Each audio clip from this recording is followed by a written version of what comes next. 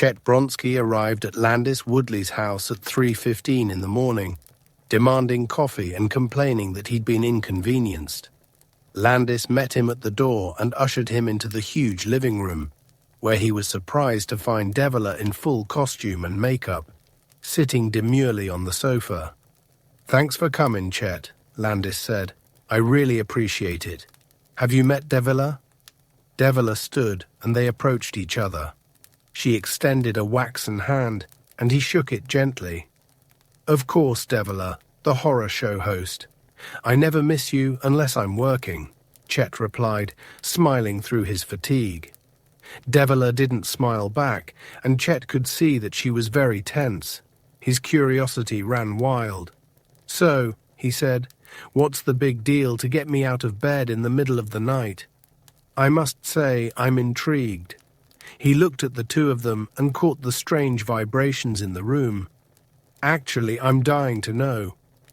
Landis stepped forward, his face emerging into the full light of the overhead chandelier. His expression seemed odd, as if Landis himself was unsure what would happen next. "Chet, Devila has something quite astounding that she wants us to film," Landis explained. "It's something supernatural." "What is this, a joke?" He looked Landis in the eye and shook his head. "You want me to film a ghost?" "Not exactly," Landis replied. "It's more like a demon." Devila sliced into their conversation like a razor-sharp butcher knife. "The fact is, it is a demon, with the head of a snake." Chet smiled. "What kind of dope are you guys on? You called me out of bed at this hour to film a demon with the head of a snake. You're out of your minds." Devila shook her long black hair, swinging it out from her face. It was a haughty gesture, one she used all the time. "Listen, I know this sounds nuts, but I can really conjure this thing. I've seen it with my own eyes. This will be the first time ever in the history of filmmaking that a real live demon has been photographed. It's the opportunity of a lifetime. You'll be famous as the man who shot the first bona fide supernatural phenomenon. If all goes well tonight, the footage that we get will change the world and make us all rich." "And what if you're wrong?" Chet sneered. "Then you can hate me," Devila answered softly, her conviction plain for all to see and hear. Landis lit a cigar. "What do you care? You're getting paid, Chet." "All right, it's your money. When do we start?" Landis smiled. "Just as soon as Jose makes the coffee." "Jose makes coffee?" "The best in the West," Landis answered proudly. "Not bad for a gardener, huh?" Just then, Jose entered the room with a steaming, aromatic pot of coffee and 3 mugs. Without being told, he poured and distributed the steaming cups of brew. He disappeared back into the kitchen. "Pretty convenient having your gardener, who doubles as a cook, live on the premises," Landis bragged. "He has a room above the garage, and it only costs me a few bucks a month. The only problem is that he hardly speaks English." "Shall we get started?" Chet asked, his eyes resting on Devila. It was evident that she was growing more nervous by the minute. She bit her fingernails and wrinkled her brow. "Okay," she said. "I'll need a fairly big area." "The basement projection room is already lit. We're using it first thing in the morning," said Landis. "Let's go down there." They trooped down the stairs single file and made their way back to the projection room, which was all the way in the back of the building. The lights were already set up for the morning shoot. Chet made a few adjustments, and Devila unwrapped the tuning forks. "Do you need anything special?" Landis asked. "You know," Devila responded, "this is going to sound weird, but I think I need someone to stand in for me." "Stand in?" "Yeah, to act as a host, sort of." "You mean for the demon?" Chet asked. "That's right. I think it might be necessary," she answered. "You think? Don't you know?" Landis asked incredulously. "I've only seen the ceremony once, and I'm pretty sure that it requires a host," she said. Chet and Landis exchanged quick looks.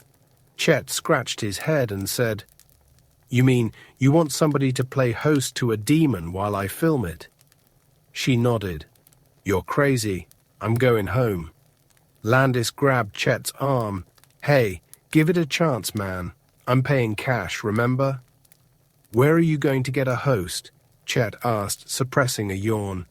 "You and me certainly ain't gonna do it, and Devila is, the star, so—" Landis looked back toward the steps. "Jose!" he shouted. "Jose, could you come down here, please?" Devila's face was frozen in a mask of guilt. No one spoke as the slow, unsuspecting Mexican entered the room. The buzzing sound was louder than the wind. It was alive, crackling with intensity, and came from the 100-foot-high tension tower. Albert's eyes followed the erector set-style girders up until he saw a flash. A power line had been blown loose and had wrapped itself around the crisscrossed metal beams about 2/3 of the way up. The live end dangled in the stiff winds, occasionally knocking against another cable. Each time they touched it, emitted a shower of sparks and a loud zapping sound. The buzzing hummed like a swarm of angry bees, punctuated by the intermittent and explosive-sounding zap. Albert stood at the foot of the tower and stared heavenward. The idea came to him with a clarity of thought he hadn't enjoyed for days. He made an instant decision. A few raindrops fell in scattered flurries around him, lightly touching his face in a random pattern. The smell of the impending storm filled his nostrils with a musty bouquet, a smell that he knew and liked, but could never figure out where it came from. It was like the aroma of wet concrete, or maybe like moist dust, and it brought back pleasurable boyhood memories. Memories. They came flooding now, as if the door, unlocked by the scent of the storm, had now been kicked open forcefully. Instinctively, Albert began to think about his life. It seemed to be passing in review behind his sunken eyes now, and he relived the pleasures and pains in a daze for several minutes. A spectator in his own world, he wondered about events and his reactions to them, long past. What a cruel twist of fate for him to end up here. Life could be so strange. He had asked for a sign. Now that sign loomed above him with unmistakable, irrefutable gravity. The strobe flashing of the hot cable hypnotized him, cancelling out all other thoughts. With a zen-like single-mindedness, he put his hand on the cold, rusted first rung of the ladder that ran up the base of the giant structure and began to climb. He never took his eyes off the sharp brightness of the intermittent blue arc high above. Landis insisted on writing a short script. "You can't shoot film without a script. It just isn't done," he said. "Or, who cares?" Chet replied. "It's a waste of time. Let's just shoot the damn film and go home, okay?" Landis made them both wait while he dashed up to his office and banged out the few pages he thought were necessary. 15 minutes later, Devila had learned her lines and stood poised for her appearance. Landis told Jose to sit in a high-backed wooden chair amid the brightest of the lights. He did what he was told, of course, uncomplaining and happy to be working. Landis had allowed Jose to bring his wife up from Mexico, and even though they were both unregistered aliens and therefore illegal, he found work for them. Maria did housework and laundry. Jose took care of the gardening and odd jobs. When it came to cooking, Jose would not let Maria near the kitchen. That should only be a man's sacred domain, he told her. Landis had recently noticed that Maria was pregnant and said nothing. Jose sat patiently while Chet aimed the lights and fussed with the camera. At last, Devila was ready, and Landis called for quiet on the set. "Devila, baby, I want to do this in one take. Do you understand that?" If you make a mistake, just keep going. We'll fix it in editing, Landis told her. Landis, she answered, there's only going to be one take. Just make sure everything's running, 'cause what you're going to see, you won't believe. We're about to make history. Landis relit his cigar, checked his watch, and waved his hand in the air. Jose began to rise from the chair, but Landis pushed him back down in it. He looked up inquisitively at the filmmaker, then shrugged and sat back, content to be on camera or not, whatever Landis wanted. Jose didn't care. A smile crossed his lips when he realized that he would be on film, even though he hadn't the slightest idea why. Davila took a fingertip of ashes from her cigarette and marked his forehead. "Okay," Landis shouted. "Here we go. Camera, sound. Slate Davila, take one produced, written and directed by Landis Woodley, filmed by Chet Bronsky." "Speed," shouted Chet back at him. "Anand, action." Davila took a deep breath, tried to calm her shaky nerves, and looked into the lens. She was a professional, and she knew how to conduct herself in front of the camera, but the thought of seeing the snake demon again made her heart pound wildly. Landis nodded, and Davila began to speak. The mechanical whirring of the camera seemed loud at first, then, in a few seconds, faded from consciousness as if it didn't exist. Funny how that is, she thought. There's no limit to what a body can get used to. Davila flashed a cruel cinematic smile, her trademark, then let her face settle into an impassive mask, as cold and distant as the shores of Antarctica. "Hello, I am Davila, queen of your nightmares. Tonight I invite you on a great journey, a journey into the unknown." Chet checked the film, made sure the Nagra tape recorder was running too, then nodded to Landis, who, in turn, nodded to Davila, who continued her monologue. "What you are about to see is absolutely real. It is being filmed live before our cameras as it happens. There are no special effects or camera tricks. This is really happening. You will be shocked, horrified, maybe even sickened by it. It changes everything you have ever been taught about God and the church, about monsters, about what is real and what is illusion. But make no mistake, what you are about to witness is evil, and it is submitted to you without judgment or opinion. That, my dear viewer, is up to you." She paused, let that sink in, then continued. The camera panned out to reveal Jose sitting nervously in the background. Davila's ghoulish dress, tattered and revealing, played to the camera shamelessly.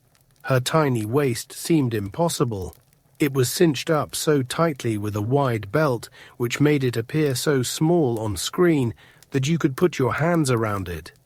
Her cleavage heaved and quivered, diverting attention from her face and her words. Chet got it all. "Are you ready? Okay, let's begin. I am now going to conjure the supernatural entity. Remember, this is not a trick. The demon you are about to see materialize out of thin air is real. I want you to watch closely. This is the first time in the history of filmmaking that anything supernatural, anything beyond the reach of science and logic, has been captured on film." She stepped back to a small table on which rested the tuning forks. Without explanation, for in fact she could not offer one, she hung the two oddly sized tuning forks from a freestanding floor lamp. U-shaped, they appeared to Landis to be a set of polished silver bars, reflecting the lights sharply. She struck the first fork, the larger of the two, the same one that she had watched Albert strike first. It hummed and vibrated, warming her ears strangely. The note seemed to sustain forever, suspended in the still air of the projection room. From the moment the note was struck, Landis felt an uneasiness. Something in the low, mournful timbre of the note made his heartbeat accelerate. He felt a tightness in his chest and a tremble in his breath. He was watching, hoping that what Davila said was going to happen actually would happen, but he was also uncharacteristically fearful. What was it that made the sound of the note so unsettling? Davila struck the second tuning fork. The note it made was higher than the first and wildly dissonant. Then the peculiar oscillations began, slowly at first, but then faster, changing without any discernible pattern. It was the randomness of the dissonant notes, pushing and pulling against each other, that really put Landis's nerves on edge. He felt his teeth grind. The notes had the same effect as a scratching fingernail, slowly wending its way across a dry chalkboard. It set the hair on the back of his neck straight up. Landis was not alone in his discomfort. All the people in the room, Davila, Chet, Jose, and Landis, were affected. It was as if the air in the room had suddenly become unbreathable with anxiety. The forks began to blur. They vibrated so vigorously and interacted to such an extent that they appeared to lose all visual definition. Was all this going to film? Landis glanced at Chet. The cameraman squinted through his viewfinder, sweat beading up on his brow. The alien atmosphere created by the dissonance was palpable.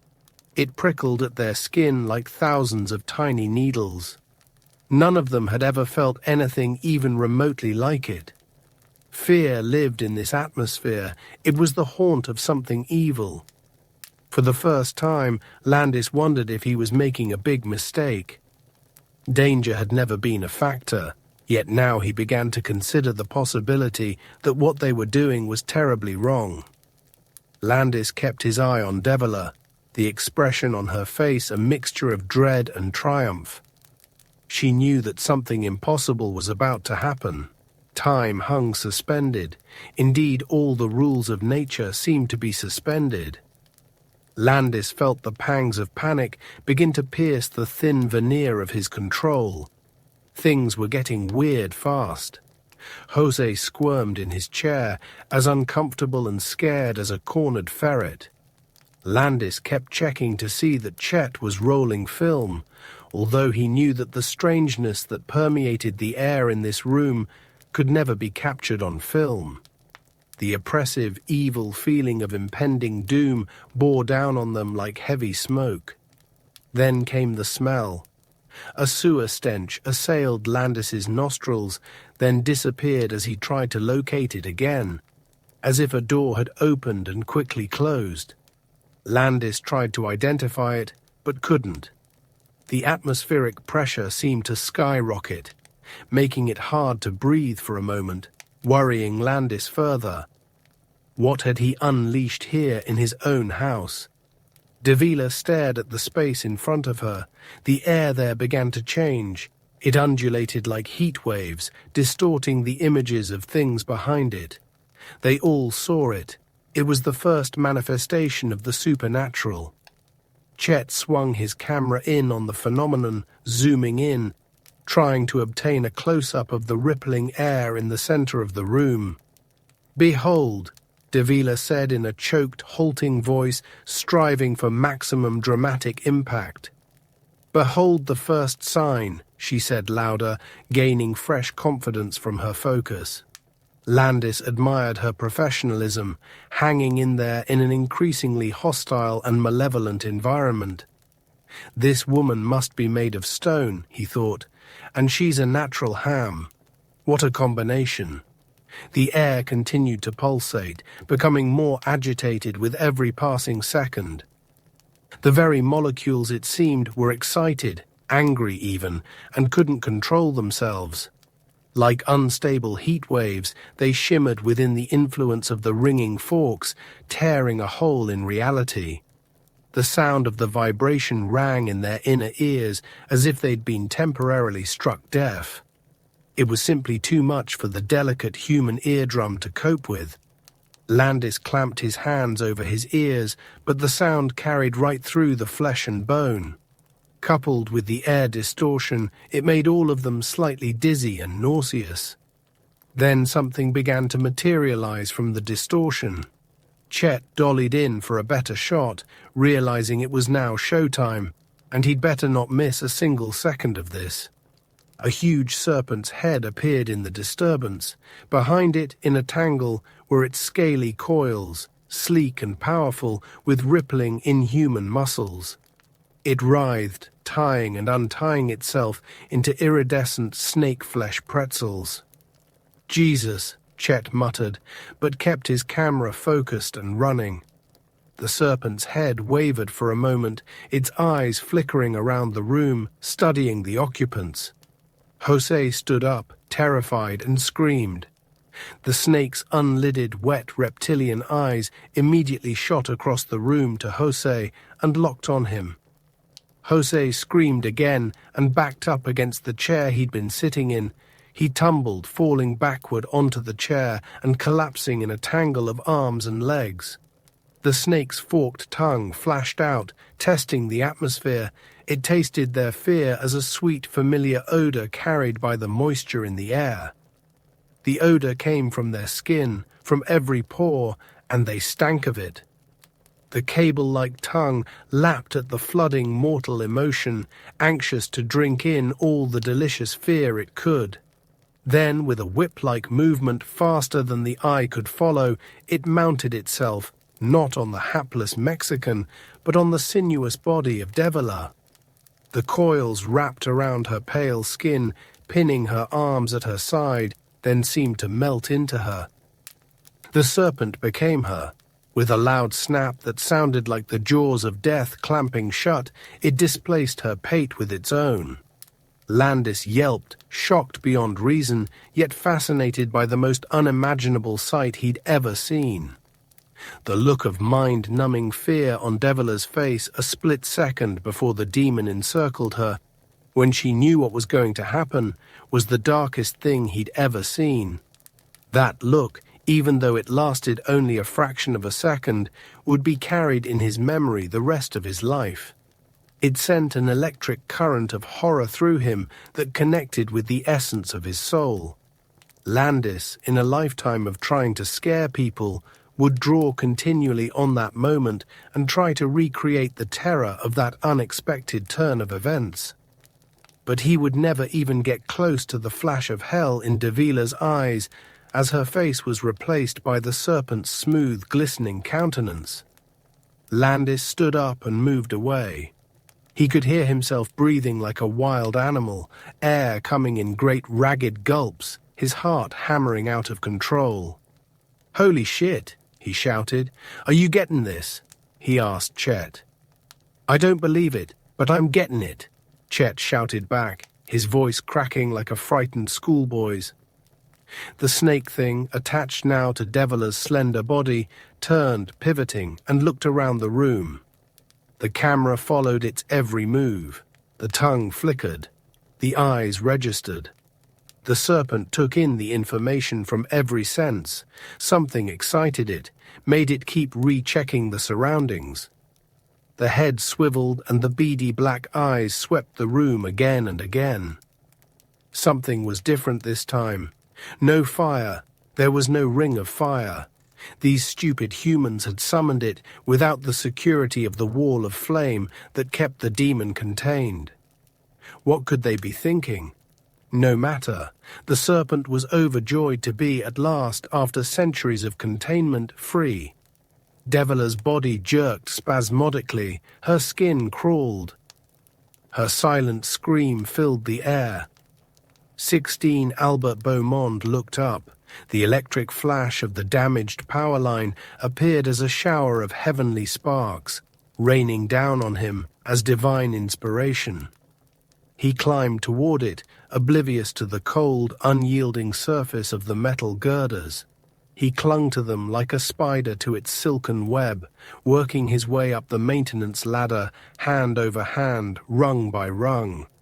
The wind was intense now, and it threatened to blow him off the structure in wrathful gusts. But Albert would not be distracted. He stayed his course. He could see that the dangling cable was wrapped around a diagonal girder some 50 feet above him, slapping against other bits of line with a loud zap. The pungent smell of burning insulation was detectable even in the wind. It mixed with the scent of the oncoming storm. Albert feared heights, and he made a conscious effort not to look down. He was well over 30 feet high now, but the sparks seemed no closer. He realized that they were much higher than he'd anticipated. It would be a Herculean effort on his part to make it that high, but it was his only course of action. He stubbornly refused to entertain any other thoughts but those of further ascent. His arms ached, and he bit back the fear. The metal was cold and unfriendly in his grip, making each step up a battle. The wind howled through the girders, whistling like a furious ghost. It moved the tower, making it sway dramatically. Albert could feel it bend, the metal groaning beneath the weight of the tempest. Shit, he thought. I'm never going to make it. This thing is swinging like a cheap suspension bridge in a hurricane.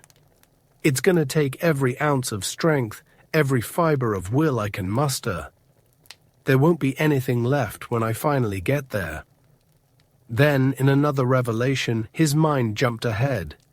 So what? What difference does that make? It's time to overcome personal fears and physical limitations. Climbing up there is a spiritual quest. Don't think of it any other way. To make it is to triumph, the soul over the body and mind. To fail is damnation.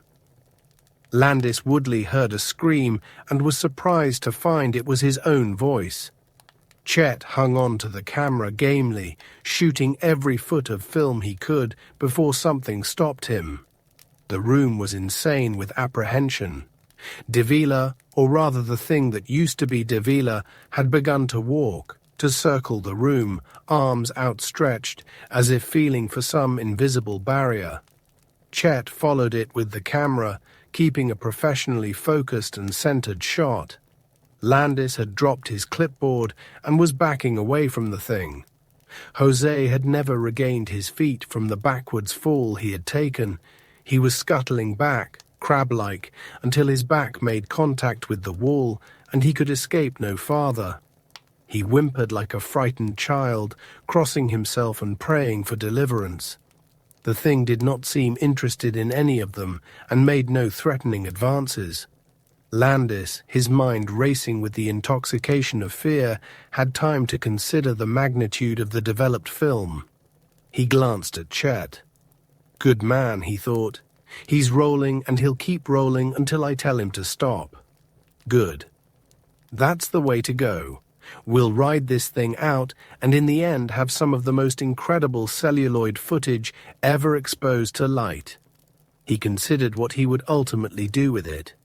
He could always build a movie around it. That was no problem. Then he began to see it as a documentary. Davila's mysteries from the grave. Whatever.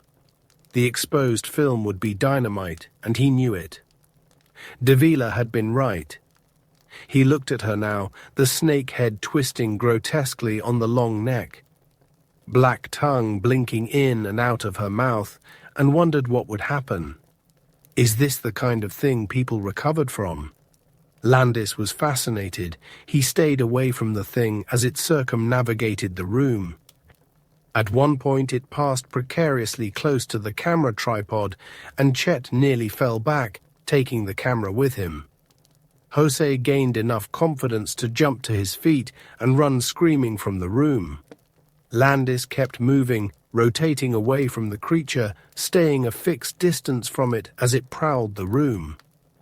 Albert's estimation that the climb up the high-tension structure would be a spiritual journey was not wrong.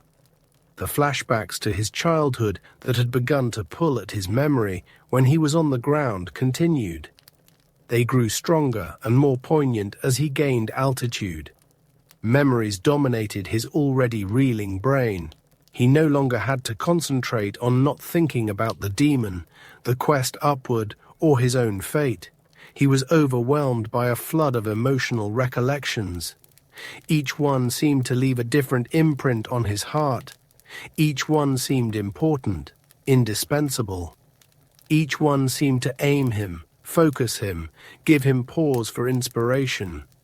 He knew what he was doing was right, and every passing chapter of his life, replayed now on the cinematic panorama of his soul, reinforced that understanding. Albert was undergoing a massive spiritual catharsis. Canonized by each level he traversed, his inner voices were fairly shouting and singing the changes through.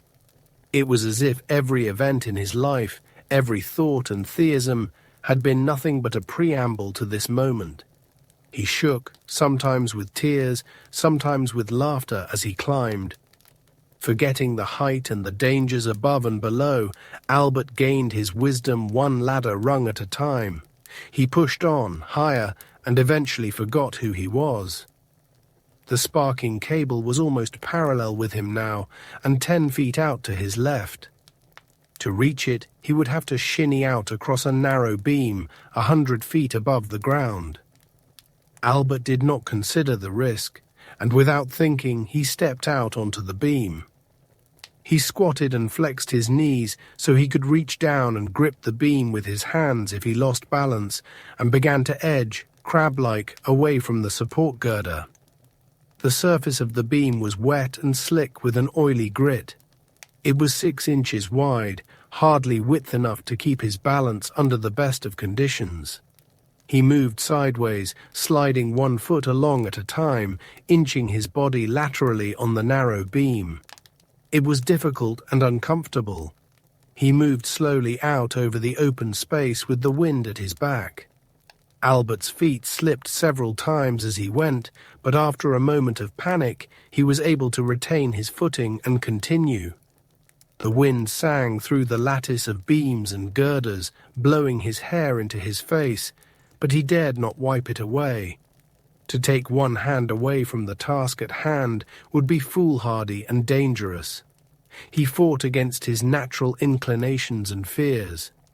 He fought against them every inch of the way, with a tenacity he would have thought impossible a few short days ago.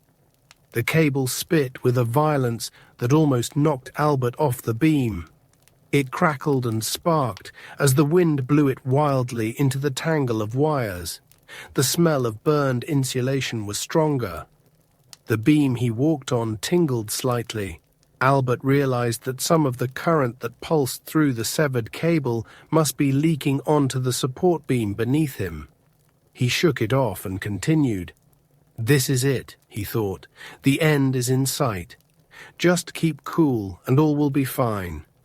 Just a few more feet and I'll be there." Albert glanced down. The ground spun crazily below him as the terrible symptoms of vertigo played with his mind. He steadied himself on the beam, occasionally squatting lower and touching it with his hands. His palm pressed against the cold grit, and he felt the tingle of electricity, like ants, invading his skin. The great power of the electricity in such close proximity seemed to throb through him. The electromagnetic field he was now within caused the hair on his head to stand up. "Don't look down," he told himself. "Just keep going." His front heel slipped, and he fought to maintain control. For a moment he thought he was going to fall, and fright exploded in his chest with a flurry of heartbeats. He slipped, and the beam came up and hit him squarely between the legs. Pain sent stars across his eyes. He gritted his teeth and endured it. He wrapped himself around the beam tightly, using both arms and legs. He was now curled around it like a giant tree sloth. He realized he was crying. His breath came in gulps. He was losing it. Carefully, he raised himself back up to a standing position. The muscles in his thighs began to spasm involuntarily, but he clenched his teeth and kept going. The snake demon stopped. It looked at the ceiling and straightened its neck. The room became silent, as if a blanket of snow had been thrown over it. The whir of the camera was audible, and Landis was glad to hear it. That meant that he was still in business. Chet, shaken and pale, continued to stand by his post. Then, without foreshadowing, the snake began to dematerialize. Deviler's features returned. The coils fell away, and Landis got the distinct impression that the snake was being drawn by something, that something far off had diverted its attention, and it was no longer interested in what was happening in this little room. He got one last look at the face of the thing before Devila re-emerged from under its diabolical embrace. It was a look that Landis would never forget. Half woman, half demon. It seemed neither. It made eye contact with him just before it faded, and the chill that coursed down Landis's back caused his whole body to shudder uncontrollably. Then it was gone, and Devila was lying on the floor. Albert Beaumont was ready to be purified. It had taken him his entire life to reach this point. The time was now upon him, and he looked up into the gathering raindrops with a mystical zeal that transfigured him. The power cable flashed, sparks danced into the wind, and the sound crackled. He took a deep breath, centered himself, and took one last look at the world around him. Intuitively, he knew that the serpent was coming. He knew that it was loose, no longer a prisoner of the circle of flame. There was no time left. He did this for Thora as much as for himself. He could not bear another possession.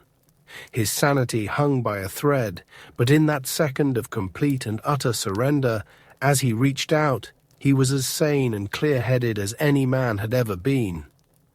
His fingers moved toward the flashing cable end. He smiled with contentment.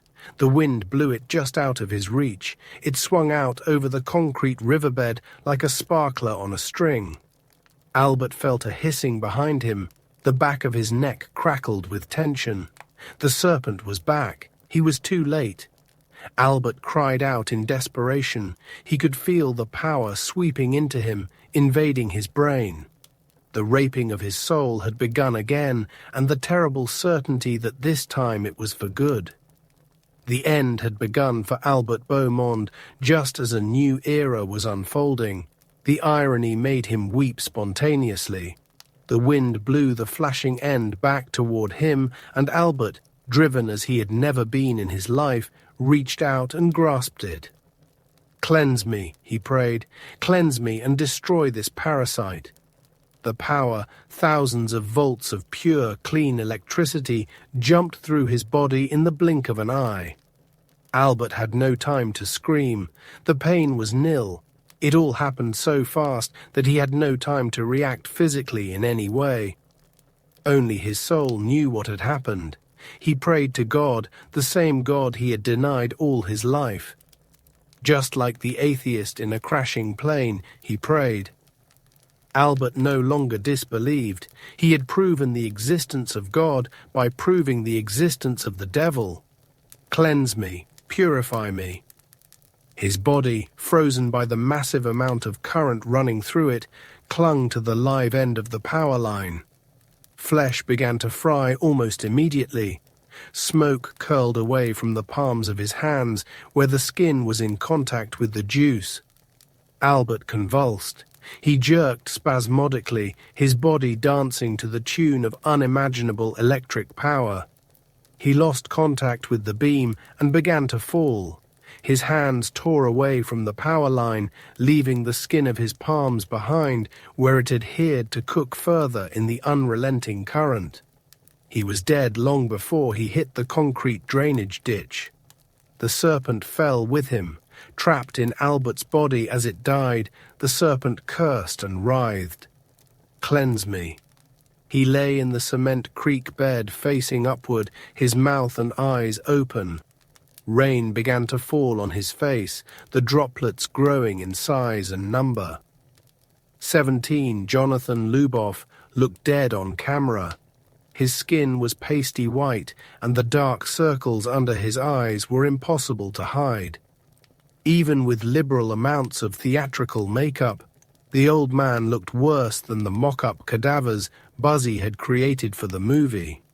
His eyes, however, were downright frightening. They held the camera like two burning orbs, hypnotic and unfathomable. You either stared into them and were sucked down, or you looked away. There was no middle ground. Landis had managed to keep Luboff off drugs for the 2 days they were shooting in Landis's house. Not completely off drugs, of course, but just this side of Dreamsville. Luboff never nodded out on the set, and that to many who knew him was an accomplishment. Tad Kingston struggled. His lines were always kept short. In any given scene, he was never allowed more than a few sentences of dialogue. Even then, he often needed cue cards. Luboff helped him when he could, but Tad was thick as a brick. In the end, Landis resorted to intimidation to keep both his stars in line. At the pace he worked, if you didn't know your lines, you wound up looking like a fool. Landis simply left mistakes in, unless they were monumental, and the actor had to endure watching himself immortalized on the big screen that way. It could be embarrassing. If you looked bad in a Landis Woodley production, nobody would hire you. Ever. Just the fact that you worked with Woodley would have been the kiss of death to most, and that alone could keep you out of the mainstream for life. It happened more than once. Many an actor, desperate for money, had accepted the Woodley one-way ticket to Palookaville, as Buzzy called it. For his 2 stars, Jonathan Luboff and Tad Kingston, it didn't matter. They were both going nowhere fast. One a dying shooting star, on its last crash through the atmosphere, destined to burn out long before it hit the ground, and the other a cheap skyrocket, hopelessly trying to compete with real celestial bodies. "All right," Landis barked through his bullhorn. "Shut up. Everybody shut up. Now here's what we're going to do. First, we're going to reshoot scene 47. Kingston, learn your lines, you nutski. You fuck this up one more time and you're off the picture, got it? Okay, second, we get the pickup shots we need here. Reaction shots from Jonathan, the monster sequence, front and back. Then we tear down and get ready for scenes 16, 17, 18, 19, and, 24. While we're changing the lights over, the cast can grab a sandwich. Grips, lights, camera, script, and makeup don't get to eat yet. Any questions? Okay, let's go. We're running behind here. We've got to pick up the pace. There was grumbling, but nobody dared speak out. After all, this was Landis's movie. He was in charge. He was unorthodox and unpleasant, but every person there needed the work. Landis specialized in hiring people who, for one reason or another, didn't fit anywhere else. If he pushed them too hard, it was tough luck. How else could you make a feature-length movie in 6 days? Assistant cameraman and key grip Bob Aveline, Chet's right-hand man, tapped Landis's shoulder. Landis looked up from his clipboard, the frown permanently fixed on his face. "Yeah?" "Mr. Woodley," the young man said, obviously nervous, "Chet says he needs a sandwich. He said he's tired and hungry. He said you'd know what he meant." Yeah, I know," Landis answered impatiently. "Here, give him this." He placed a small packet of white pills in Bob's hand without a change of facial expression. "That's the cure for tired and hungry." The kid looked at the pills, a little shocked, and nodded. "Yes, sir," he mumbled, and went shuffling back to where Chet was repositioning his camera. Landis often handed out Benzedrine to his crew in an effort to make a deadline. The bennies filled 2 needs. You worked faster and longer, and you didn't eat. To Landis, that was money in the bank. His mind kept returning to the incredible scene he and Chet had witnessed and filmed the night before.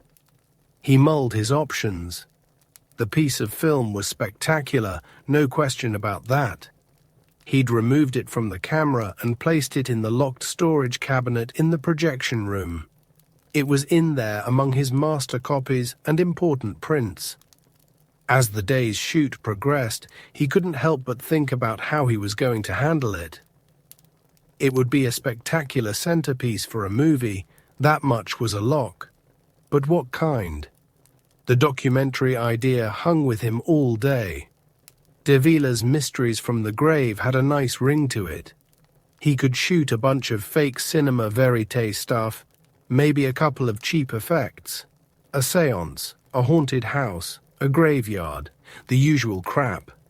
The thought occurred to him that he could use a lot of his own footage, stuff he had in the can. Cannibalizing his own work would save a ton of money, and who would care? The great Romano could do his shtick. He could always trot out the old guillotine again. The money-making potential gave him a thrill every time he considered it.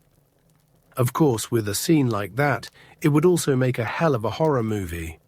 He could build a film around it, bang out a story, have Neil turn out a script in 12 hours. Davila had star potential. Maybe put her and Lubov together. Landis decided to keep the same crew and sets he had for Cadaver and just shoot an extra day or two on the Deviler project.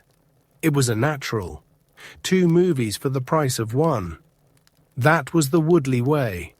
His script girl, the ubiquitous Becky Sears, who would work for next to nothing to be close to Tad Kingston, had been trying to raise Deviler on the phone all day.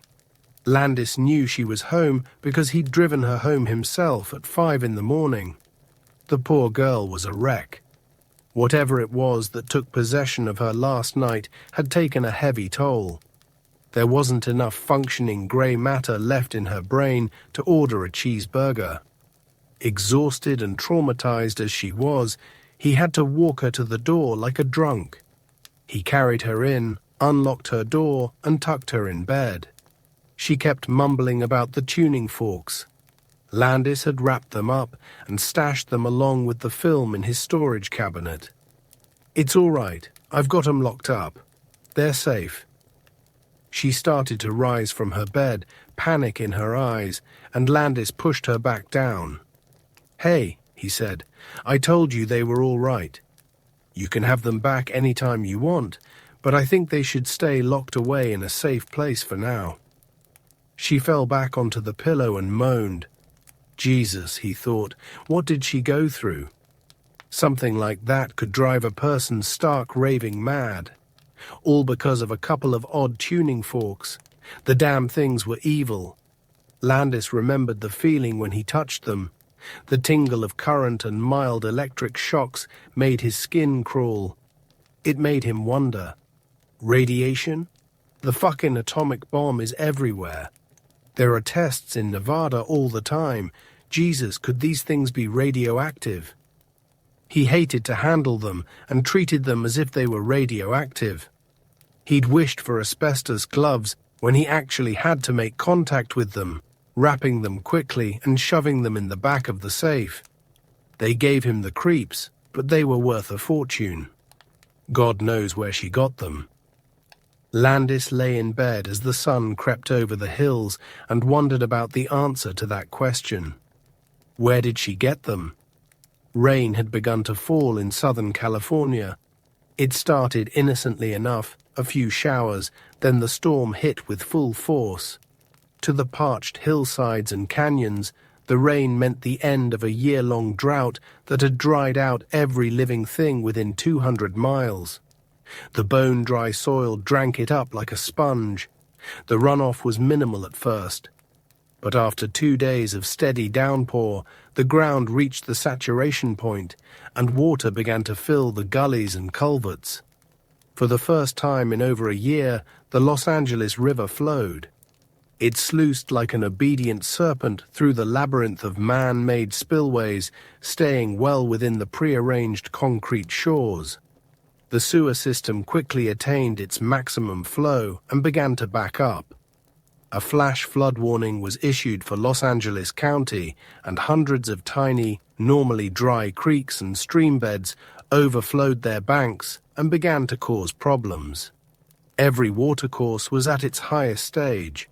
Then came the mudslides. The TV news was full of images of homes skating down hills, of landscaping gone mad, of whole embankments avalanching down onto unsuspecting neighborhoods. The storm dominated the headlines. The city was a mess. Albert Beaumont's body began to move. Carried by the water, its odyssey began beneath the electric tower and carried it through miles of waterway into the heart of LA. God damn it, Becky. Keep trying. If she doesn't answer, then go over there. Either way, I want to talk to Devila today. Landis Woodley's voice shook the room. His booming, authoritative baritone intimidated everyone within range. Becky Sears winced. She'd been trying the phone number that he'd given her for Devila all day. So far, there had been no response. Landis, although completely involved with his production, was concerned. He began to imagine all sorts of horrible things. At 5 in the afternoon, exactly 12 hours after he'd taken Devila home, he sent Becky Sears to find her. The filming was behind schedule, as usual, and Landis was driving his crew like a team of Alaskan sled dogs.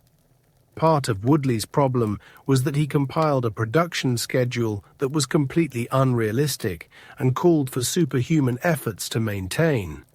He expected to get his full 20 or more shots a day, regardless of circumstances.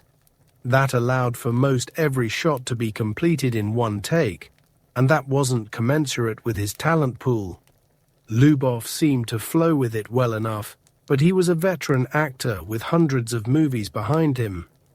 Just about everyone else had a problem.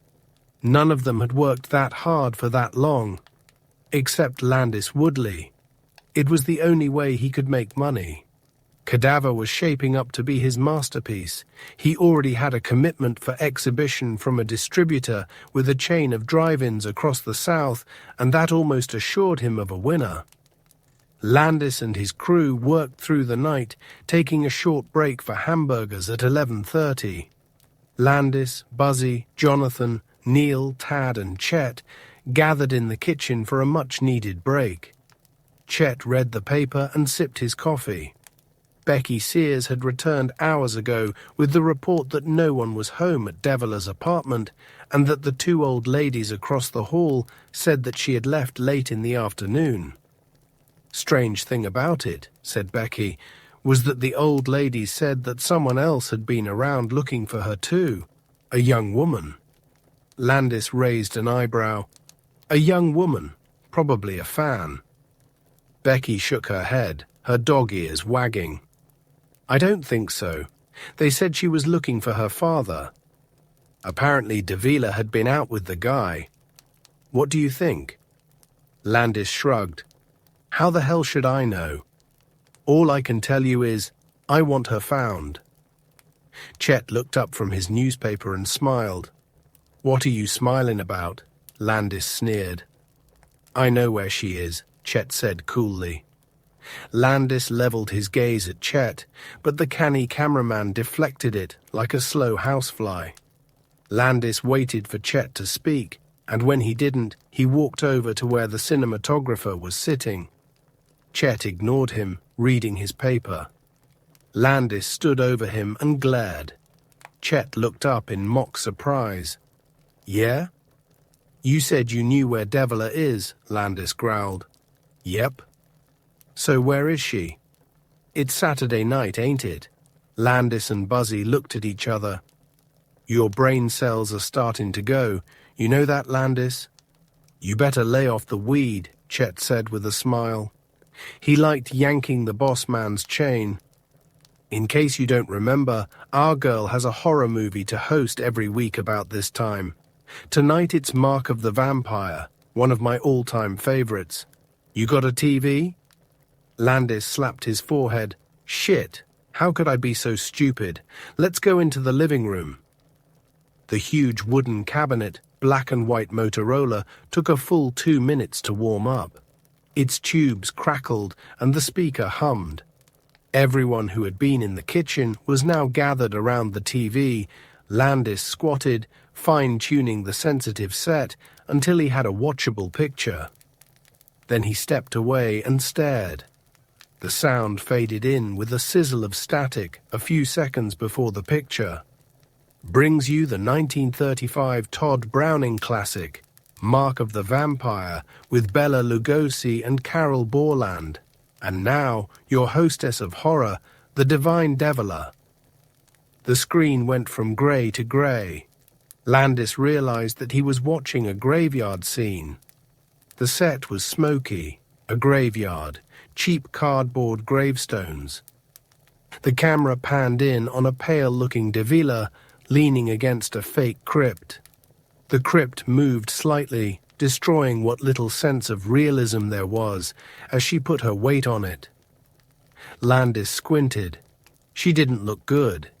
Even with the indistinct picture on his TV, it was evident that Davila was not well. The circles around her eyes were not hidden by makeup. Her face seemed somehow hollow, gaunt. Electric snow fell across the screen. The picture hiccuped, rolling upward, sending Landis scrambling for the horizontal hold dial. That thing last night really took its toll on her, Landis thought. She looks like hell. I'm going to have to spruce her up a bit before we can shoot the rest of her scenes for the documentary. Her dress seemed to hang off of her like a mannequin. She didn't move. There had been a few moments of silence since the announcer had spoken. The camera came in for a medium close-up, framing her from the waist up. Her eyes stared off into space. Her face was expressionless. "She looks like shit," Buzzy said behind him, but Landis was deep in thought. The silence continued. That's rare for TV, Landis thought. Something's wrong here. These guys edit as tight as a gnat's asshole. They must be having cows in the control room. Maybe she forgot her cue. The camera stayed with Davila, staring at her with an unblinking eye. The uncomfortable silence stretched farther. Landis felt inexplicably nervous. A prickle of sweat crossed his brow. Then, in slow motion, she brought her hand up. Landis wondered if this was planned. Still no words had passed her lips, and no change of expression flickered across her unnaturally vacuous face. What the hell is she doing? She's gonna lose her job for this, he thought. When her hand came into the frame, Landis saw the gun and gasped. He couldn't see what kind of gun it was, but it looked real. She brought the gun to her head and, in front of thousands of viewers, blew her brains out. The screen went blank, then was replaced by a test pattern. 18. The cloudburst conditions continued for several days. LA was the wettest it had been in 15 years. The body of Albert Beaumont continued its sewer journey. It washed down the Los Angeles River, got hung up on some debris and stuck in a drainage pipe, and wound up wedged in the elbow of a culvert in North Hollywood. It stayed there with the muddy stormwater cascading over it for 24 hours, becoming horribly bloated and waterlogged. When the weather broke and the water level went back down, Albert was left high and dry beneath an underpass near the construction site for a new apartment building. There he stayed until two kids, playing nearby, discovered him. They later told police that they were alerted by the smell. They knew something dead was down there in the culvert, maybe a dog or a raccoon. Never in their wildest dreams did they ever expect to come across an honest-to-God human corpse. The homicide squad made an appearance, inspected the scene, and made the announcement that this unidentified body had died of misadventure. His body, officially a John Doe case, was picked up by the coroner's wagon and packed off to the morgue. The medical examiner made special mention of the advanced state of putrefaction that had taken place because of the exposure to water.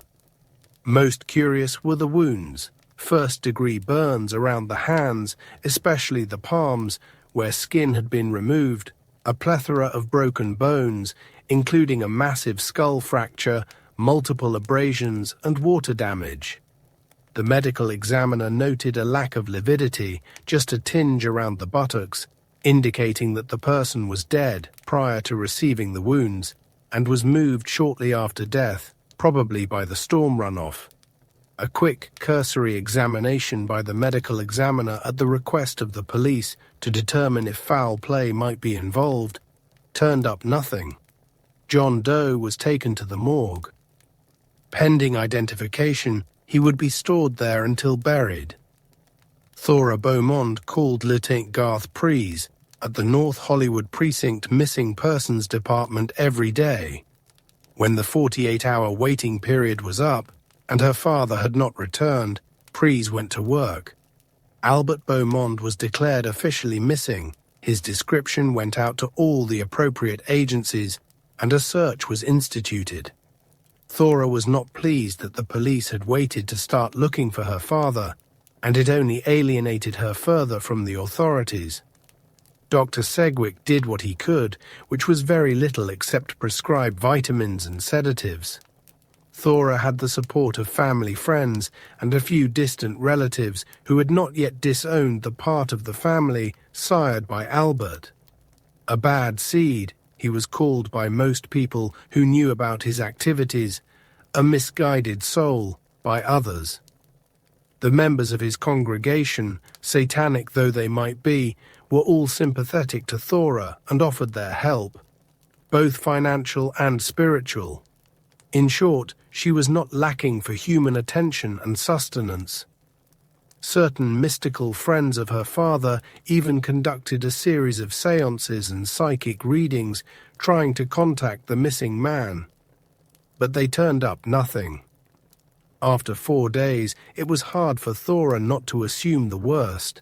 She read it in the faces of those around her, and, try as she might, she could not tune it out. They think he's dead, she thought. They think my father's dead. Her mood deteriorated as the next few days went by, every day a little more. It was deflating like a slow leak in a balloon, but she would not, could not, give up thinking he was still alive. He's out there somewhere, she thought, wandering around in the rain. Maybe he's got amnesia. He was so feverish when he disappeared, he could have wandered away, become disoriented, and lost himself. He probably needs me. He could be hurt. He could be sick. He could be dead? No, she didn't want to think that. The newspapers made a big deal out of Davila's televised suicide. It had affected people in various ways. In the classic LA tradition, one channel showed it several times with a telephone number across the bottom of the screen to call if watching it upset you. The number was for psychiatric counseling. They made a fortune over the weekend and kicked back a healthy share to the program director at the TV station. It was capitalism in its purest form. Even Landis Woodley had to admire their chutzpah. For his part, Landis was confused. Had the serpent caused Devela's madness, or had she been seriously depressed prior to the filming?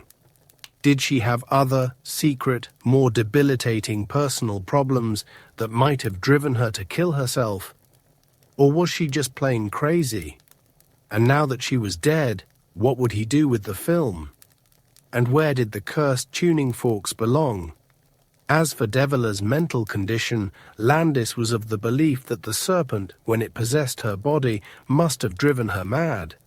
How could it not? The thought of ever having that happen again must have been so great in her that she chose to end her life rather than to take that chance. God, he thought, it must have been horrible. He would sit on the film. Its value would not diminish with time, and it would be in bad taste, even for Landis, to release it so soon after her death. Davila already showed signs of becoming a cult figure, and in coming years, he reasoned, her suicide could take on mythical proportions. One thing was for sure, people were going to talk about it for a long time. Besides, Landis was too wrapped up in Cadaver right then to think about anything else. The tuning forks were another matter. Landis briefly entertained the notion of filming another possession and wondered who he could get to act as a host. But after agonizing over it, Landis rejected the plan. He decided to return them to the rightful owner, whoever that might be, as soon as possible. They were obviously powerful and dangerous talismans, and having them in his house was unsettling. He didn't even want to touch them. They stayed locked in the safe, along with the film. Davila's funeral was held in mid-afternoon, on a smoggy, hot LA day. Landis was one of the pallbearers. It was a job he loathed, but felt somehow obligated to do. Her parents came from somewhere in the Midwest. Landis could tell at a glance that they didn't understand what had happened, and that their daughter had always been a mystery to them. From the name she had chosen for herself to her job as horror hostess, none of it made the least bit of sense to them. Their plain, down-to-earth Christian sensibilities could not accept any of it. She was a lost soul, a failure. They would return to Iowa or Ohio or wherever it was that they came from and try desperately to put it out of their minds. They would pretend they had never had a daughter. Landis offered his condolences quietly at the cemetery, and her father had looked at him with thinly veiled contempt. "Suicide is a mortal sin," he hissed. The look in his eyes was as sharp and accusing as anything Landis had ever seen in his life. The mother cried quietly, sniffling into her tissue, saying nothing, and the father glared. Then they went back home. Landis couldn't get them out of his mind. He wondered if they thought Los Angeles had been misnamed. It was not the City of Angels. Far from it, it was the Devil's City. It took their little girl and poisoned her beyond recognition. For that, the citizens of LA should all die and go to hell. No problem there, Landis thought. This town's already got one foot in the door. In the same newspaper that carried Deviler's obituary, another article appeared at the bottom of page 41. Albert Beaumont, Satanist, missing. Thora was as shocked as everyone else about Deviler. She was even more afraid that her father's disappearance was somehow linked to Deviler's suicide. That was a frightening thought.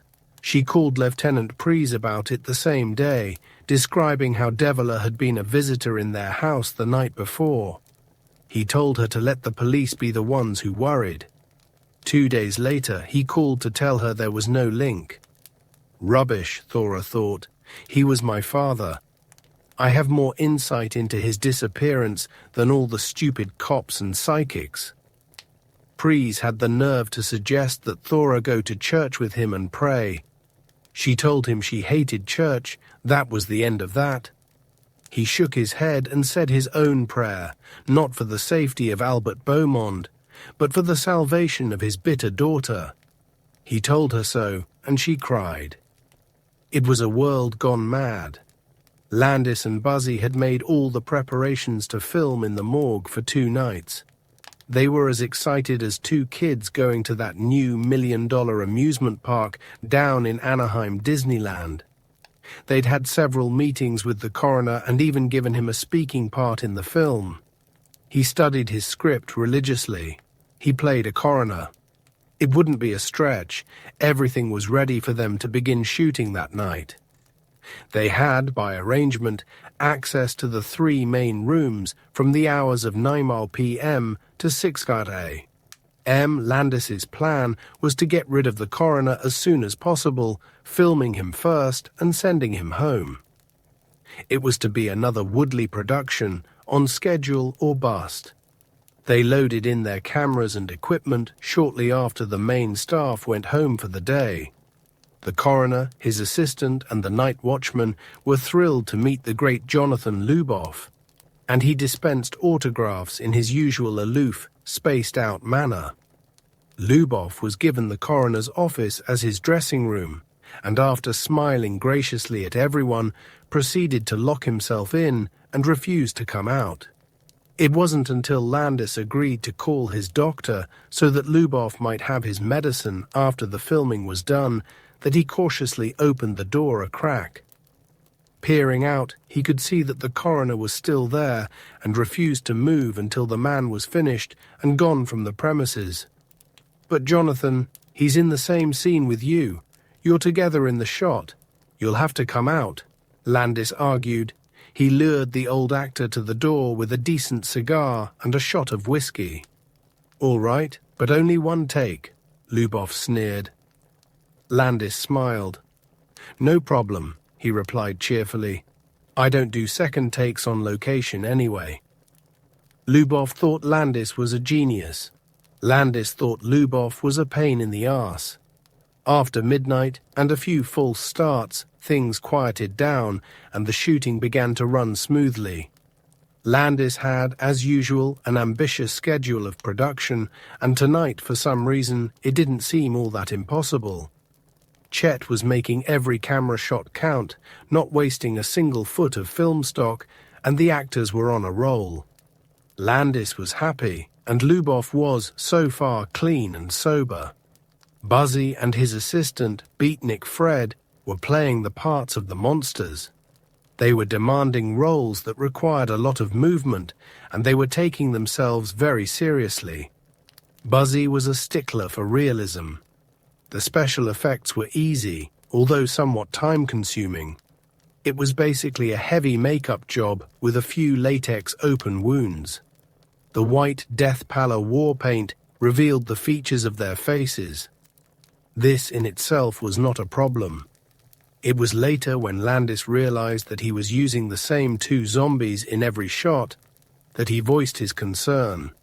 It was 3 a.m, and everyone not essential to the production had gone home. The crew, at this point, consisted of director Landis Woodley, cinematographer Chet Bronsky, his assistant Bob Aveline, actors Jonathan Lubov and Tad Kingston, scriptwriter Neil Bugmere, gaffer Phil the Gopher, and Buzzy and his assistant, Beatnik Fred. The night watchman, a retired police officer named Charles Boone, stayed at his post by the front door. Buzzy had discovered that Charles was partial to wine and had furnished him with a bottle of some decent California Chardonnay. "Goes good with my peanut butter and jelly sandwich," Charles commented after the first swallow. "I like to keep my people happy," Buzzy said, sharing a generous swig out of the bottle himself. "You just hang on to this, and I'll be back from time to time to wet my whistle, okay?" Charles nodded vigorously. These film people were all right. They were shooting in the main room, where the drawers with the corpses in them were located. In the scene, a cadaver was rising off the slab and trying to strangle Tad Kingston. Lubov played the part of the doctor, and Kingston his assistant. It was a fairly straightforward scene. Landis pulled Buzzy over to the side and confided, "Buzz, we got too much of you and Fred already. This scene is important. It's the close-up." Buzzy looked at the script and said, "Yeah, I see what you mean." "Who else can you make up?" Buzzy laughed. "There's nobody, man. Besides, even if there was, like, let's just say if I called one of the boys and woke him up and got him down here, it would take hours to get him ready. That white shit is hard to work with. It shows everything." "I can't wait that long," Landis said automatically. "I hear ya," Buzzy answered. Landis pulled a pack of cigarettes out of his pocket and shook one out for Buzzy, then himself. They both lit up off of Landis's trusty World War II vintage Zippo lighter. The smell of lighter fluid filled the air, pungent and manly, and Landis flicked the Zippo shut with a practiced motion. He exhaled slowly through his nose, tilting his head back, and looked at the ceiling. "Shit, Buzz. I guess we'll have to go with what we got." "What do you think?" he asked. "Give me a second," Buzzy replied. Charles Boone was snoring. He didn't know he snored. His wife complained about it from time to time, but he never gave it a second thought. A man never hears himself snore, no matter how loud it is, and Charles Boone was no exception. Buzzy Haller could hear it from down the hall. It was a thunderous symphony of nasal honkings. He was on his way to check on the diminutive night watchman, but the wine had done its job and rendered the man dead to the world. Buzzy stuck his head around a corner to see what position he was in, and saw him hunched over his desk, the empty bottle of Chardonnay next to him. His head was cradled in his arms. Buzzy smiled. He slipped back into the big room and pulled Landis into a corner. "I've got an idea," he whispered. "It's a little nuts, but just go along with me on this, okay? All I want is for you to keep an open mind and hear me out." Landis looked at him, a question mark on his brow. "What is it?" "Well," Buzzy continued, "you know all the pressure we've been under lately to compete with National. RKM has been down our backs to come up with something that will really scare the shit out of people, right?" "Right, so?" "Well, I know for a fact that they're using real pig's blood in Unearthly Terror, and they used cows' organs for the big climax scene where they rip the monster's brain out." Landis looked annoyed. "What are you driving at? Come on, I'm behind schedule. I don't have time to play 20 questions with you. Don't you see?" "See what?" Buzzy smiled, his teeth flashing sardonically in the fluorescent lights. He looked evil and mischievous. "Here we are in the biggest repository of dead bodies in the state. The cameras are rolling, the lights are set up, there's no one around. The night watchman is sleeping off a bottle of vino that I gave him. Come on, man, don't you see it? We've got carte blanche. Nobody will ever know. It's the best special effect in the world, and it's right here under our noses." Landis cocked his head. "Are you saying what I think you're saying? It's a guaranteed winner, Woody. A guaranteed total fucking winner. We use a real corpse or two. Nobody ever finds out. I tell everybody that I've got a new makeup technique. We get super realism, and it doesn't cost us a cent." Landis's jaw dropped. What Buzzy was saying was insane, but true. "Nobody would ever know," he repeated. Landis was still considering the last part, the part about its not costing a single cent. Buzzy was like that. He thought budget. He was a real production man. Budget first, everything else second. But this was crazy. Totally out of the question. Landis's mind began to turn.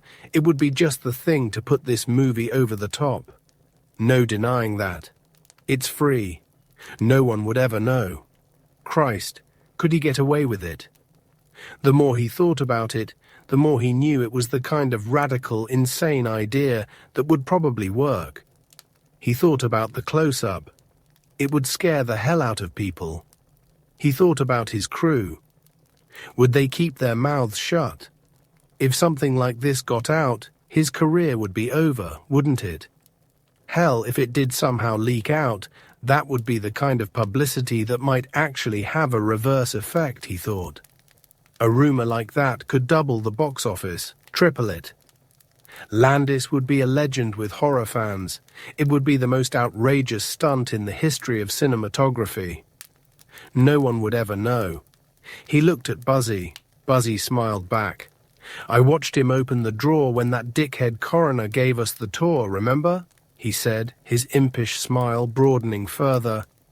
"I think I could get these suckers open with a screwdriver and a few minutes alone. The problem, the way I see it, would be those guys," he said, nodding toward the crew. Landis looked over at them. They stood around smoking and talking, not a care in the world. Landis's mental wheels were turning. Could they be trusted? Would they understand? He found himself weighing each individual case. His eyes traveled the room, clicking off the players. Luboff and Chet. No problem. Bugmere the fruitcake? Probably. Kingston? Maybe. The flunkies? Yeah, not impossible. No one would ever know. Buzzy was in his face, hissing and swearing, doing the hard sell. He could tell that Landis was listening. He knew he was pushing all the right buttons. Buzzy Haller was no fool, but he was dangerously crazy. "I swear, we could make horror history, man. It's right here under our noses, and it won't cost a goddamn cent." Landis found himself nodding, agreeing. No one would ever know. 19 Landis waved. The crew looked over at him, ready to get back to work. Cigarettes were crushed out. A few murmurs rose in the echo-walled chamber. People were beginning to feel strange being in here, working in close proximity with all those dead bodies. It gave them the creeps. They had enjoyed their short break, talking nervously among themselves to chase the weirdness. Landis gave them a big surprise.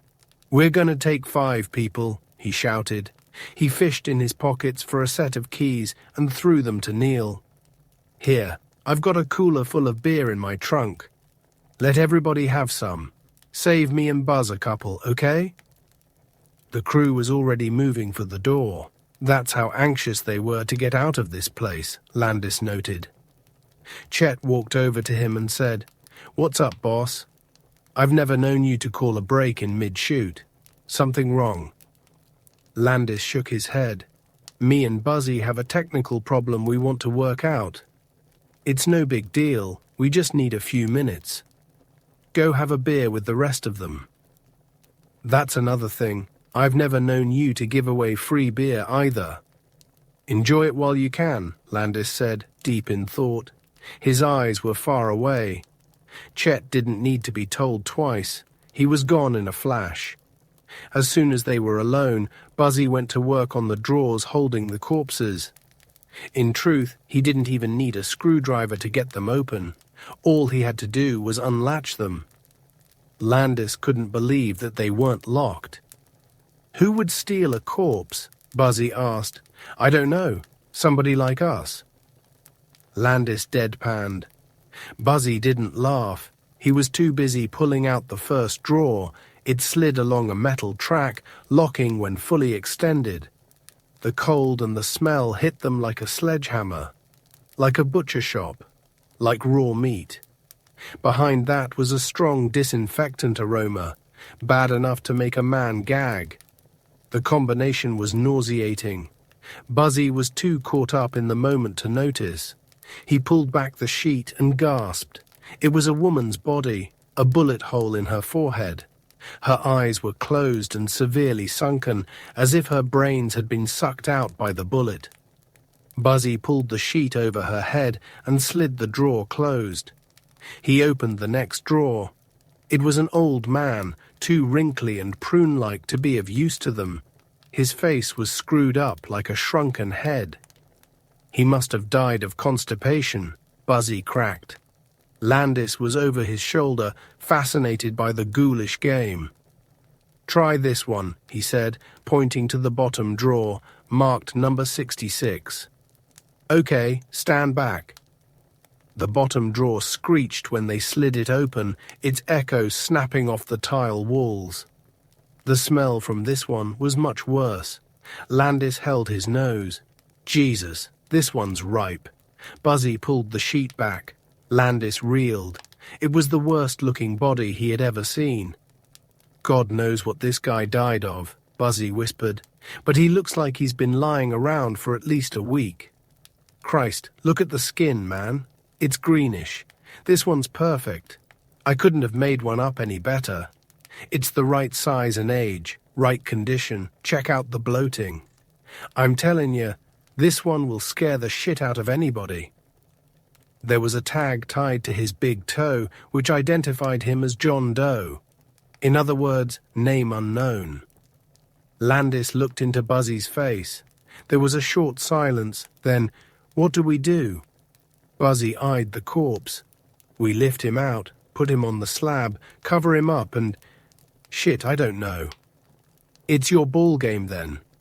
I already did my part. You're the director. Let's block out a shot." "But how?" Buzzy made a face. "I'll have to manipulate him from behind," he said softly. "Maybe I can rig up some wires or something. Here, give me a hand." Landis hesitated. He looked down at the corpse and fought back a reflex to gag. He didn't want to touch the thing. "Come on," Buzzy hissed. "Shit, man, I'm not doing everything." "Jesus," Landis said, "I don't know if I can go through with this." "Sure you can," Buzzy answered. "Just don't think about it." Landis had never touched a dead body before. He wondered if Buzzy had. Revulsion shuddered through him at the thought of it. That made 2 things he never wanted to touch in the past few days. First the tuning forks, and now this. Of course, this was much worse. At least the tuning forks were solid, hard. This guy looked as soft and rotted as an old mattress. Landis fought back the nausea. There was a very real chance that he might throw up. Buzzy noticed Landis's reticence and frowned. He said, "Look, I know this is no day at the beach, but consider something, okay? You move this corpse with me, you touch this dead fucking decaying thing with your hands and move it over there on that slab, which is only 10 feet away, and your life will change." Landis stared into the dead man's face. Buzzy continued, "Your life will change because you will have just made one of the greatest horror movies of all time, and you will have scared the shit out of millions of people all over the world." Landis's head came up and he locked eyes with Buzzy. There was a question there. The world. Yeah, I said all over the world. Like Frankenstein or Dracula, this thing is going to become a classic. It's not just for those shitty drive-ins with their pathetic double features that we seem to live on. No. This one's for all time, Woody. It's got that extra dimension that makes your skin crawl, and very few directors can do that. You've got to take a chance, roll the dice. You think these other directors would do it? Orson Welles? Todd Browning? You're damn right they would. They'd do anything to make a movie great. Landis looked back down at the corpse. "It's right here in front of you," Buzzy said. "Great men make great decisions. We're gonna do it, man. We're gonna make it happen. All you have to do is reach down and touch the dead flesh with me. That's not so bad, is it? Shit, that dickhead coroner does it every day.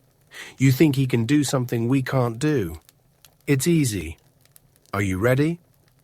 Landis was still. He said nothing. Buzzy's voice dropped. "Touch it, Woody. Touch the dead flesh. Come on, it's for art. You want greatness, don't you? This guy's your star. Treat him like one." With that, Buzzy leaned over and put his arms around the dead man's back and lifted him out of the drawer. "Get his legs," he mumbled. When Landis hesitated, Buzzy snapped, "Come on, the legs, damn it." Rigor mortis had set in with a vengeance and made the dead man most uncooperative. Buzzy almost changed his mind about it, based on the fact that he would have a devil of a time animating the stiff limbs. But some movement was possible, and as long as he could get the arms and hands to move, he was in business.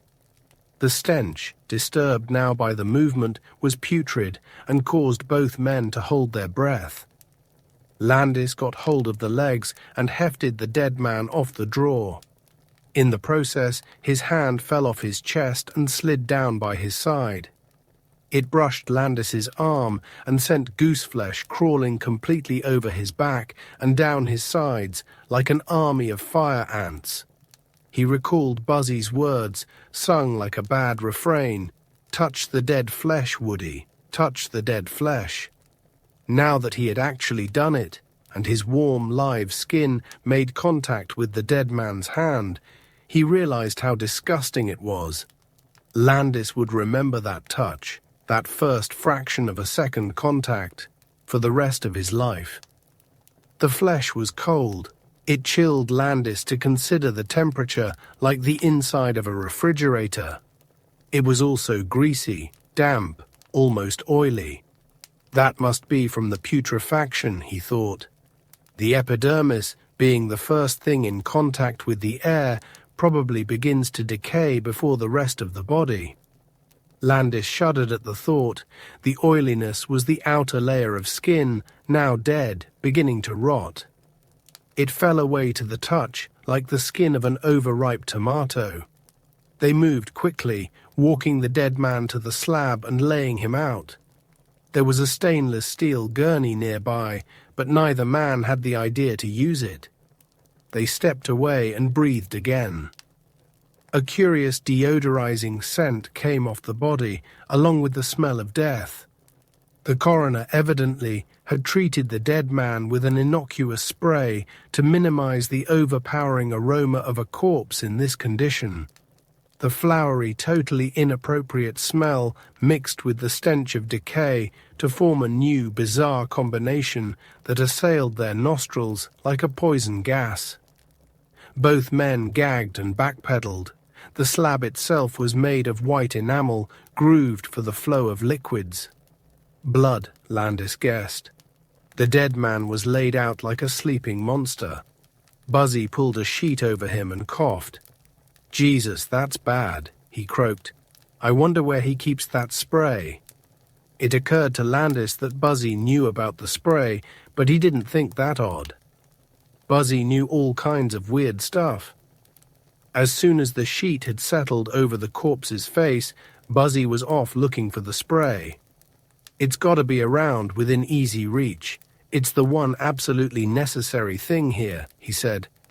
He found it in a cabinet nearby and read the label. "For forensic use only." Must be the good stuff. Without waiting, he pulled back the sheet and sprayed the corpse from head to toe, then returned the shroud to its original position. At that moment, Landis heard footsteps. The crew was returning. Chet and Neil went right to the corpse and looked at Landis. "What's this all about?" Neil demanded. Tonight, for the shoot, Neil had worn normal male clothes, and they gave him a modicum of respectability. At least people weren't laughing outright at him. His question was delivered firmly and deserved an answer. Landis had been considering what he would tell them when they returned. It was time for him to explain. "Buzzy had an idea, and I thought it was good." He paused, measuring the disbelief on their faces, then proceeded cautiously. "We're going to use one of the corpses in the movie." They all stared. Neil's jaw dropped. "One of the real corpses?" Landis nodded. "You can't do that. It's against the law." "So is sodomy," Buzzy said from behind Landis. "It doesn't matter. Nobody will ever know." Neil slapped his hand against the unoccupied gurney. "Nobody will ever know? Are you crazy? How are you going to keep this a secret? Already, everyone in this room knows." He gestured around him. Landis nodded. "Yeah, but I think that everybody here is trustworthy enough and loyal enough to keep a secret, especially if they ever want to work for me again." He looked around the room at their faces. "Now Buzzy here thinks that by using this corpse in the movie, it will make it a hit, and I happen to agree. It might put this film, and everyone in it, in the Horror Hall of Fame.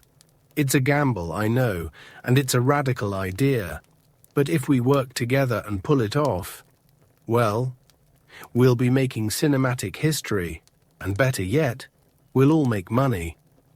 Chet stepped forward. "How will I make money?" he asked. "Your career will take off if you do a hit movie, especially one with unbelievable special effects. I'll hire you again, for sure. If I make money, you make money." Chet laughed. "That's horse shit. My career is what it is. If I was working at MGM, I wouldn't be here." "Exactly. None of you people here are working," Landis said with conviction. "That's why I hired you. None of you can afford a scandal. All of you need the work desperately. Do this for me. Do this one thing for me, and I'll see to it that each and every one of you gets a bonus when the film comes out. That's fair, isn't it?" Silence. "How much of a bonus?" Chet asked. Landis was ready for that. "I can't give you a figure right now. Maybe a percentage of the profits over a certain amount. Maybe points. I don't know. Whatever it is, I will make sure that you're all happy." Neil snorted. "You're asking us to trust you." "Yeah," Landis said, "I am." There was a titter of laughter through the room. It echoed sadly off the tile walls and settled on them all like the sheet had settled on the face of the nameless corpse. The sound trailed off, and the room became quiet again. "It's a sick fucking world when we have to trust the likes of you," Chet grumbled. Landis wondered how he had reconciled filming Deviler the other night. That wasn't exactly normal either. He hadn't had a problem then, had he? Landis realized that he was being shaken down for more money, pure and simple. He respected that in a man. It was a God-given right. Chet was all right. He could be read perfectly. "Nobody will ever know," Landis repeated. "I'll know," Neil answered. The words hung in the air. Landis turned to Neil. "Look, anybody who doesn't want to do this can leave now. We'll make it without him." "I just thought that I could count on you guys," he said softly. Jonathan came forward and approached the corpse. He peeked under the sheet and looked at Landis. "This is genius," he said dramatically. Buzzy smiled. "We have a winner." "Yes," Lubov continued, looking at the others. "It's genius, I say. This corpse is horrible, the worst thing I've ever seen. If you have it in the movie, it will scare everyone. Isn't that what a horror movie is supposed to do? Here we have a chance to do something brilliant, something truly grotesque, because of this man's vision." He pointed at Landis. "And you doubt him?" Lubov pulled the sheet away suddenly, dramatically, like a matador, revealing the dead man in all his hideous glory. "Look upon him. Look upon the face of death." There were gasps. "He is magnificent. Let our young filmmaker create a masterpiece of horror. Let him use the elements at his disposal. Let him transcend this art form and make a statement that will live." He paused and took a breath. "Forever." Lubov had spoken. The endorsement had come from such a strange quarter that it had taken them all off guard. If any one of them had the credibility to speak about art, it was Lubov. His speech was persuasive. It galvanized their feelings and directed their thinking away from the petty problems of impropriety and into the larger picture of art and substance. Landis looked at their faces. He could see them all beginning to change their minds. Buzzy was lighting another cigarette and stealing a glance at Landis. Through the smoke he could see the faint outline of a smile. "All right," Chet said. "I'll do it." "Good," Lubov said and stood by him. "Who else is a man?" "I'm in," said Beatnik Fred. He had his own reasons to participate in history. He was a seeker of sensations, of experiences. This was, by far, the most bizarre, unorthodox thing he had ever heard of, and he wanted to be a part of it.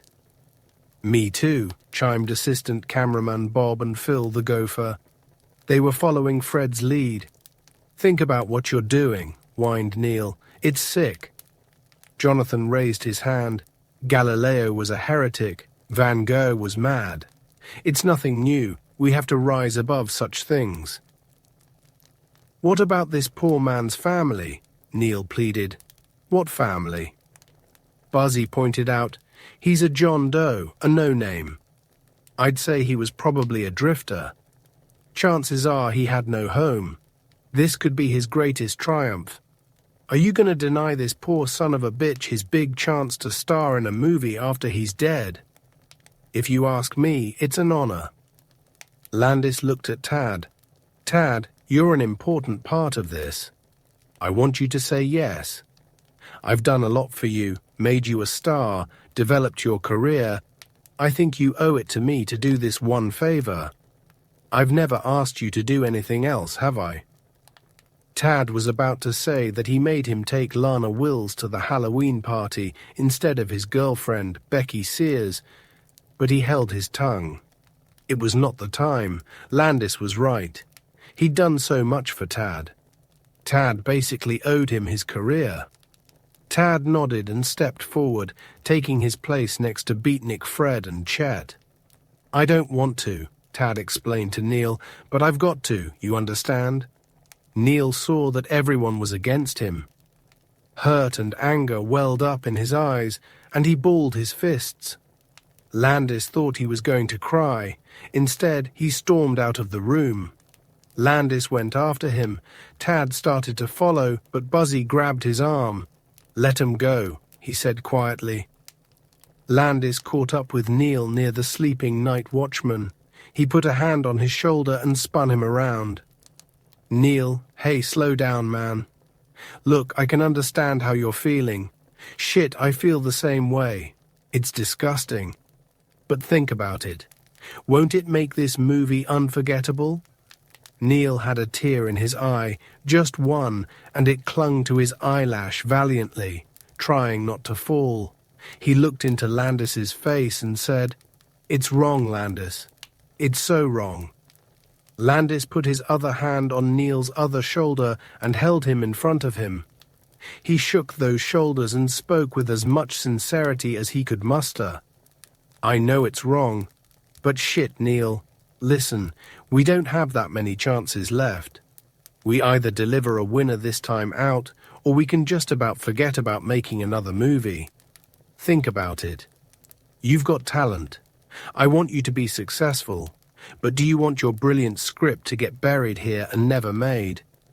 This world is full of compromises, and if you want to be a big-time writer, you need hits. Guys like you and me have used up all our favors, Neil. It's time to deliver. Nobody's knocking down our doors with million-dollar offers, are they? Now Buzzy has come up with an idea that definitely puts this movie over the top. Okay, it's sick, I'll admit that, but who are we to argue? It's a dead man, for Christ's sake. Neil sniveled. He can't defend himself. We all die, man. Landis's voice had taken on a soothing timbre. When it came to talking people into things they didn't want to do, he was slicker than a frozen pond. Put your feelings aside and come back in there with me. I need you, Neil. Honestly. You're my F. Scott Fitzgerald. Do it for me, okay? There was a full half-minute of quiet. To Landis, it seemed like an hour. Finally, Neil whispered, "All right, you win. I'll do it, but only for you." Landis hugged Neil. "I knew you wouldn't let me down." They walked past the sleeping watchman. His snoring was like the buzzing of a chainsaw very far away, carrying across a lake on a summer night. Landis leaned over, picked up the bottle of wine, and wiped off the top with his sleeve. He sighed and took a big swig. He handed the bottle to Neil, who raised it to his lips. "Thanks. I think we're going to need it." When they arrived back at the location, Buzzy was looking at his watch and pacing. "Come on, we're really late now. We've got a lot of catching up to do, and I've got to get this old boy back into the drawer before they start coming in for the morning shift. We don't have much time." Landis wondered what time people started showing up for work here. He guided Neil back to his chair, picked up his script, and shouted, "Scene 38, let's go." People snapped back into their jobs as if nothing had ever happened. 40 minutes had passed, and not one shot had been completed. Unheard of for a Landis Woodley production. Chet lined up the next shot. Landis walked them through it, and when it came time to use the corpse, Tad Kingston objected. "You mean I have to touch it?" he whined. "That's what the script calls for," Landis said. "You never told me that. I'm not doing it." Landis looked at the script, men back at Tad. "Don't be a wimp, Kingston. Buzzy's going to be right behind it, manipulating the arms. It reaches out and grabs you by the neck. We'll get it in one take. It smells." "Of course it smells, you knucklehead. It's dead." "Can I talk to you for a minute?" Tad demanded like a petulant child. "All right," Landis sighed. He stood up and pointed to the far side of the room, indicating that he would talk to Tad there. "Don't anyone move," he shouted at the crew. They walked together, and Landis was beginning to feel like a psychiatrist. He didn't like to talk this much. "What's the problem?" "Well, I agreed to come back on the production with the rest of the crew, but I didn't realize I had to touch that thing. It scares me. I'll have bad dreams. Can't we work it out so that the close-up is Buzzy's hands instead of that thing?" "You don't want to touch it?" "No, sir, please don't make me do it." Landis looked at Tad, sizing up the situation. "Sure, Tad," he said with phony enthusiasm. "I'll get Beatnik Fred to do it." Tad started to agree, but Landis cut him off. "No problem, and I'll get Fred to star in the movie instead of you." Tad blanched. "No, you don't understand." "Oh, I understand all right." Landis smirked. "You're just trying to fuck up my movie." Tad shook his haircut. Landis noticed it was still perfect. He scratched his head and looked back at the crew, who were all straining to hear what was being said. Then he reached into his pocket, pulled out a $100 bill, and stuffed it in Tad's shirt. "You can buy some bubble bath and soak for hours when you get home. Just do the scene," he whispered. Tad blinked. "But do the fucking scene, Kingston." Landis hissed. "And don't bother me anymore. This whole production is turning into a real pain in the ass." Landis turned and walked away from Tad Kingston. A fly buzzed around his head. Landis wondered how a fly could get all the way down here in the morgue. Christ, it must be happy, he thought. He